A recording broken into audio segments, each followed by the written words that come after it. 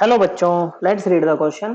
कह रहा the angular momentum of electron in hydrogen atom is proportional to. जो angular momentum होगा electron का हाइड्रोजन एटम में, वो किसके प्रोपोर्शनल होगा, ये हमें बताना है बच्चों। तो देखो क्या होता है कि आपके पास में जो एंगुलर मोमेंटम एल से डिनोट करते हैं, किसके इक्वल होता है बच्चों, ये एन एच अपॉन टू पाई के इक्वल होता है बच्चों। किसके इक्वल होता है? एन एच अपॉन टू पाई के इक्वल ये होता है बच्चों। अब ये तो एन के टर्म में, लेकिन हमसे आंसर जो मांग रहा है वो आर के टर्म्स में मांग रहा है बच्चों। एन होता है आपका ऑर्बिट नंबर, एच होता है बच्चों प्लैंक कांस्टेंट।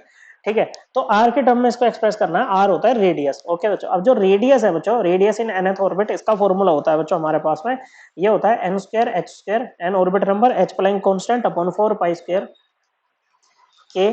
ओके बच्चों, के होता है dielectric constant. Okay, E square, E है आपका electronic charge multiplied by M, M होता है mass of electron multiplied by Z. Okay बच्चों, जेड होता है एटॉमिक नंबर।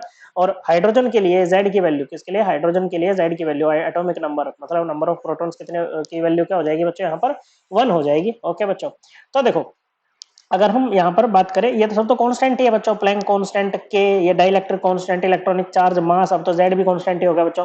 ओके, 1 है यहाँ पर 4 पाई स्क्वायर। तो आप क्या लिख सकते हो बच्चों, यहाँ से जो आपका एन होगा ना बच्चों, इस पूरे कांस्टेंट को हम ना ए मान लेते हैं। ओके, जो भी ये कांस्टेंट वैल्यू है ना, इसको ए मान लेते हैं। मतलब हम इसको ऐसे करके लिख लेते हैं कि जो आपका इसमें एच स्क्र अपॉन 4 पाई स्क्र के ई स्क्र एम इंटू जेड है ना, ये ए के इक्वल है बच्चों, मान लेते हैं।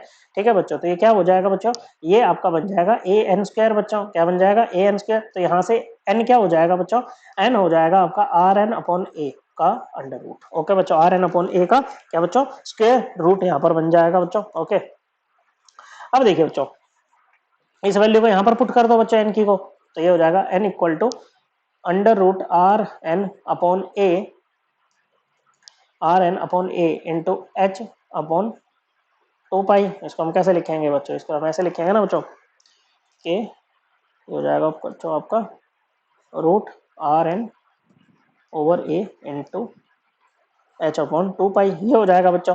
तो देखो ए भी कांस्टेंट, एच भी कांस्टेंट, टू पाई भी कांस्टेंट। तो यहाँ से क्या हो जाएगा, जो एंगुलर मोमेंटम है ना, वो डायरेक्टली प्रोपोर्शनल आएगा रेडियस ऑफ द ऑर्बिट के। ओके बच्चों, या सिंपली जैसे आर की वैल्यू, अगर इसकी एन की वैल्यू 1 ले लोगे तो रूट आर के इक्वल आ जाएगा बच्चों। किसके इक्वल आ जाएगा बच्चों? ये रूट आर के इक्वल यहाँ पर आ जाएगा बच्चों। So correct answer option 1। I hope आपको ये एकदम क्लियर हो गया होगा। थैंक यू बच्चों।